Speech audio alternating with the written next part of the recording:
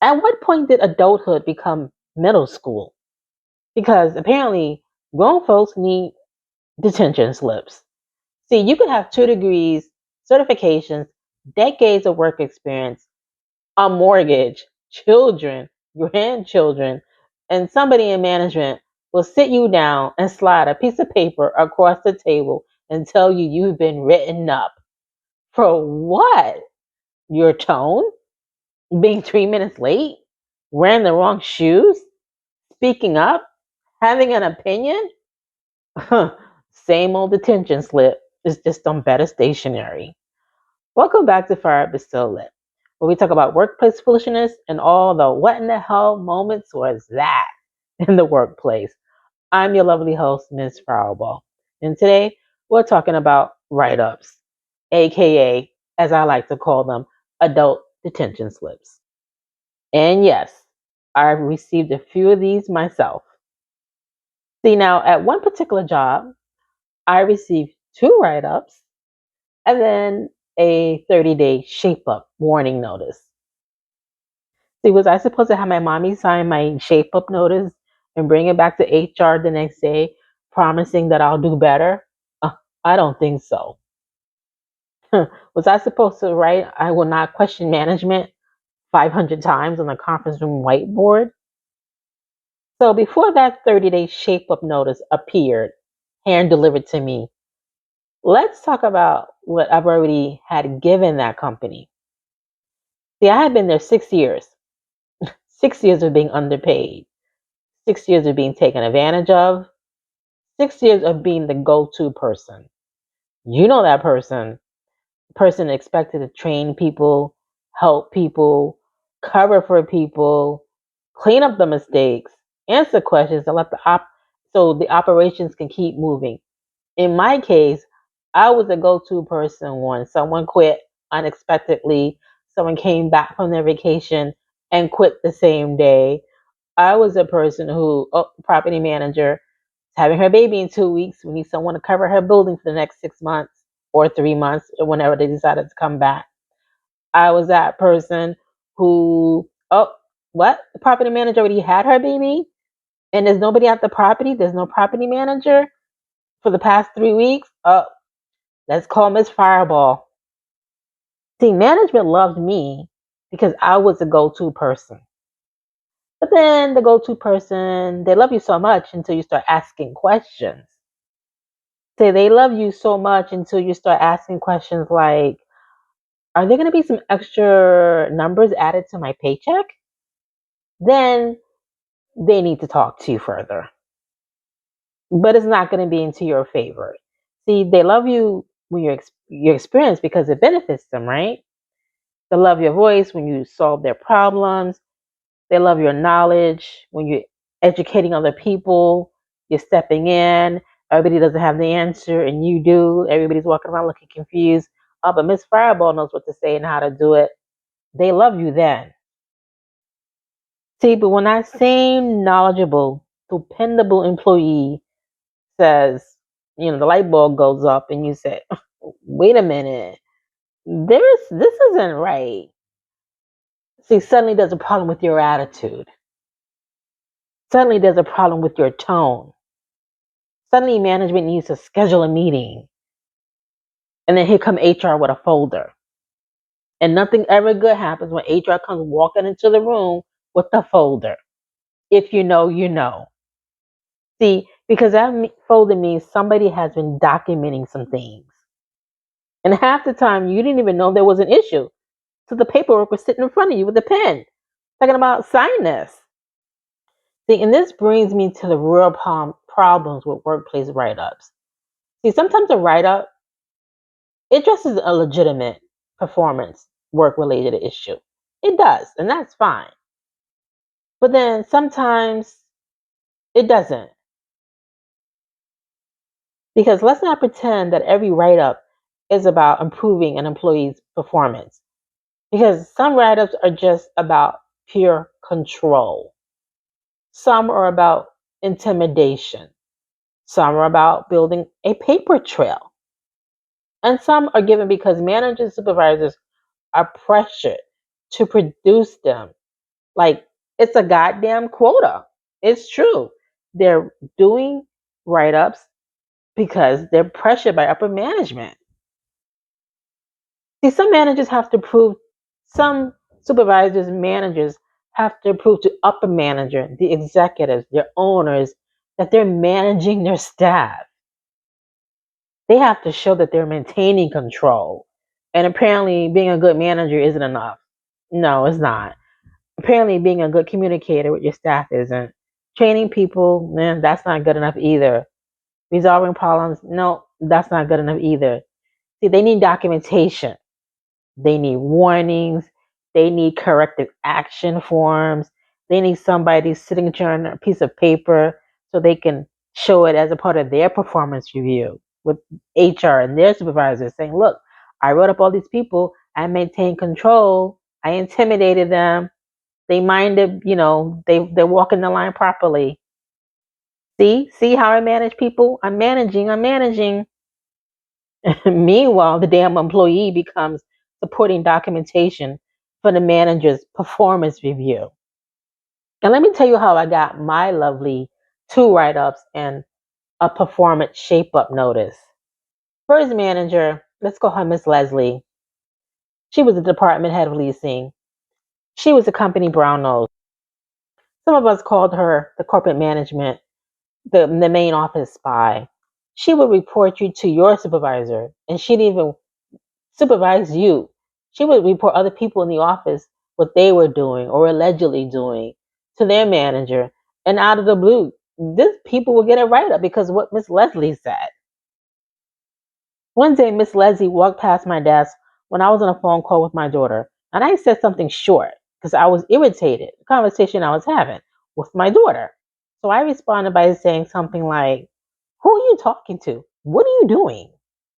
Well, as soon as I hung up that phone call, Ms. Leslie said, "Miss Fireball, get in my office now." She said, "Why are you talking to that person like that? That was rude." I said, "I wasn't talking to a customer. I wasn't talking to a client. I was talking to my daughter. She was doing something foolish, and I asked her, 'What are you doing? Who are you talking to?' I said it wasn't a client." Well, lo and behold, 2 weeks later, I got a write up. Somehow she manufactured a write up saying that I was rude to customers and clients on the phone. Mind you, I was our department's gatekeeper. They used me as a gatekeeper. If there was someone who came to the office that they didn't want to see, they didn't want to deal with, they said, "Miss Fireball, go upstairs and get rid of them." Somebody was on the phone giving somebody a hard time. They're like, "Miss Fireball, wrap up this conversation and get rid of them." All of a sudden, that same tone allegedly got me a write up. I wasn't even speaking to the public. But yet, they were like, "Here's your write up, sign it." And then a few months later, when a position became available in another department, I submitted my resume and I applied to it. You know what HR told me? They said, "No, we can't consider you because you have a write up in your file and you cannot apply for any other positions in the company for the next 90 days. Okay, moving on. Second write up came. Well, Ms. Leslie wasn't in the office that day. Her sidekick, Miss Carrie, was. Miss Carrie didn't like something I did, apparently. She didn't like my interaction with someone. So she called up Miss Leslie, got advice, consulted with her. And next thing I know, there's a write up on my desk handed to me by Miss Carrie. What are you talking about? Oh, I didn't like the way you dealt with that person. So I guess Miss Carrie was trying to, earn her wings. And she said, "Here, sign this. Here's a write up for you, Miss Fireball." And I'm sitting there like, what the hell? What did I do and say? What is this nonsense? That's write up number 2. Moving on, third notice was not a write up. It was hand delivered to me by good old Mr. Marty. Marty was one of the upper management executives. He was a blowhard. He knew everything. He was so pompous. He actually drove to the property from his home and handed me this 30-day shape up notice, gave me a little speech, told me to sign it. I had 30 days to shape up or get out. Oh, please. You know why I got that 30-day shape up notice? because I would not train the property manager on site because they hired somebody who told me, oh, Miss Fireball, I don't know how to do X, Y, and Z. So I'm going to need you to sit with me and train me. When she said that, you should have saw the look on my face. The look on my face basically told her, Heffa, that's not happening because you're probably making more than me. And she was. I will never train a property manager or anybody who's making more than me. So yeah, she reported me saying, Miss Fireball won't train me. So here comes a 30-day shape up notice. You know what that did with that shape up notice? I remember taking it and throwing it in the garbage on the local street. And then you want to hear a funny little tidbit? Oh, Miss Leslie, our department head, well, she was caught engaging in adult relations with one of the executives in a broom closet at a property. By one of the staff members opened the door, and there was Miss Leslie and one of the executives engaging in adult relations. And then you know what happened when Miss Carrie, her sidekick? Miss Carrie, her sidekick, would come to crying to her with all her personal problems all the time. Her boyfriend broke up with her and X, Y, and Z. Well, those two besties had a falling out, had to be separated, had to work from different locations until Miss Carrie gave her notice and quit. I'm still wondering to this day, did Miss Leslie get a write-up? Did she? Because that's unprofessional behavior in the workplace. You cannot be having adult relations with an executive in a broom closet on one of the properties. That's no. See, write-ups are not leadership. They're not.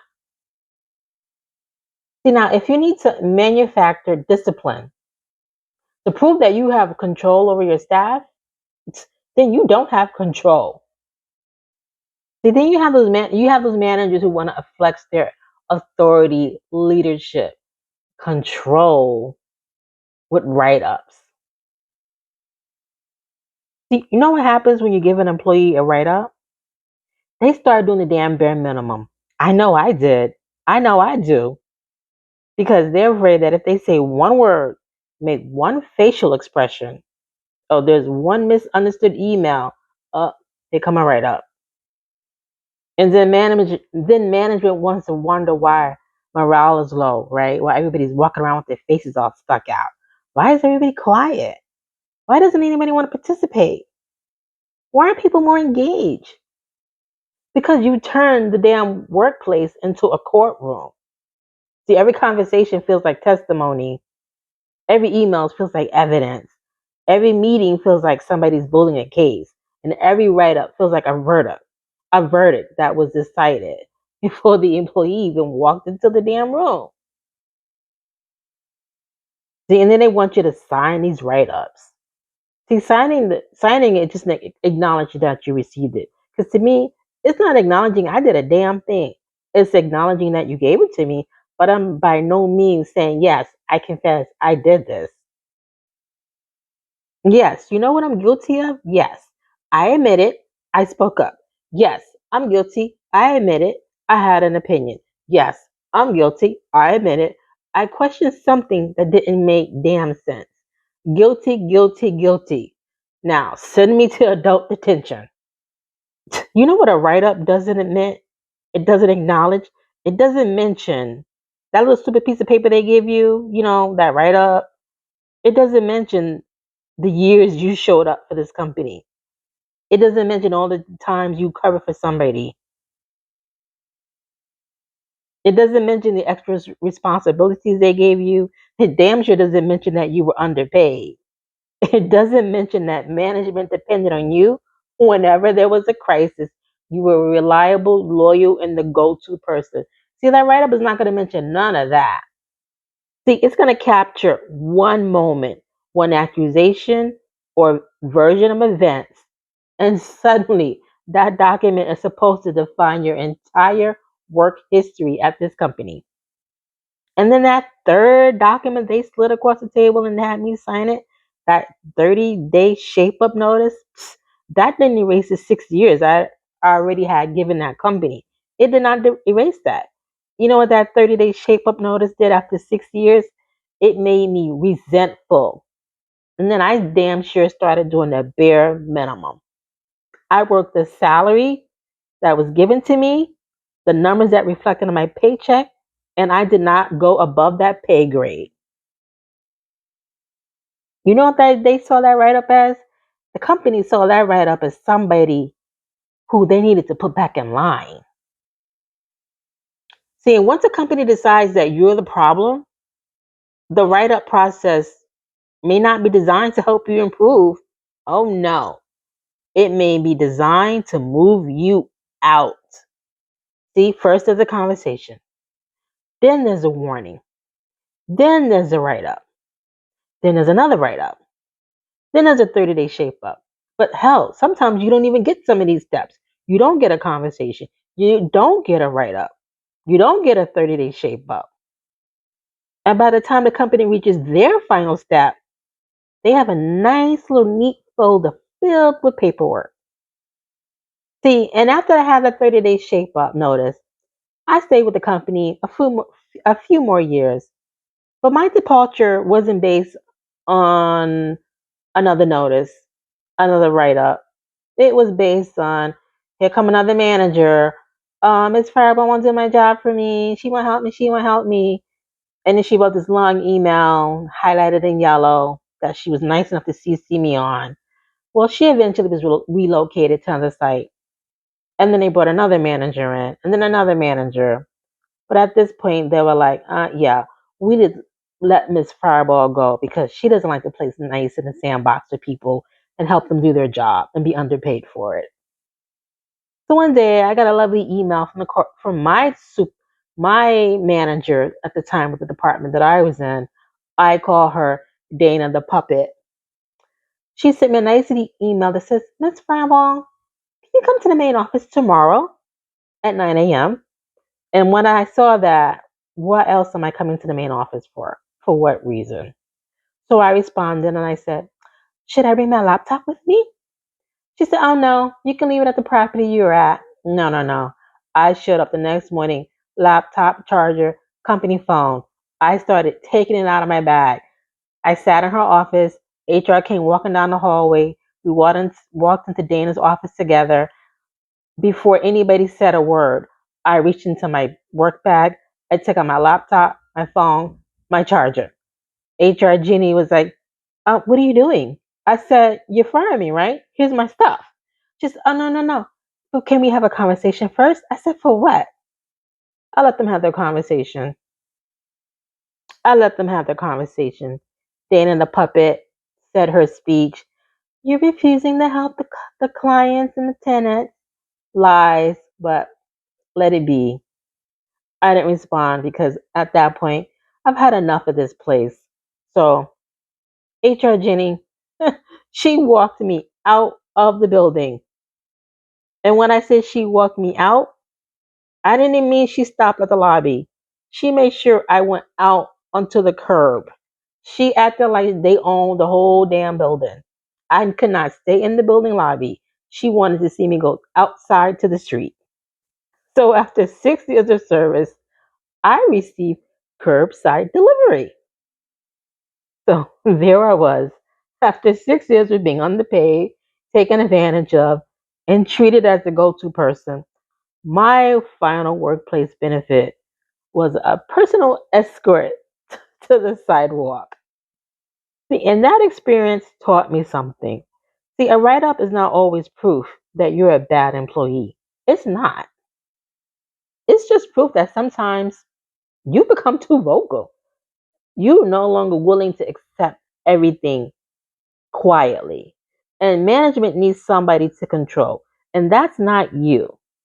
Sometimes the supervisor needs documentation to prove they're supervising. Hell, and sometimes the company has already decided where this is going, and they just need the paperwork to complete the process. Now, my word of advice to you is you should not ignore a write up. Read it carefully, keep your own records. That means if you need to walk with a notebook, write down all the foolishness that happens in the workplace, use one. Keep your records, document your version of events, say relevant emails, pay attention to dates. Because management is keeping a damn file. So you should too. But sincerely, don't let an adult detention slip convince you that your manager's opinion defines your entire professional value. Because it doesn't. A write-up doesn't erase your education. It doesn't erase your experience. It does not erase the work you performed before that paper appeared with a pen next to it. And it certainly does not erase who you are outside standing at the curb.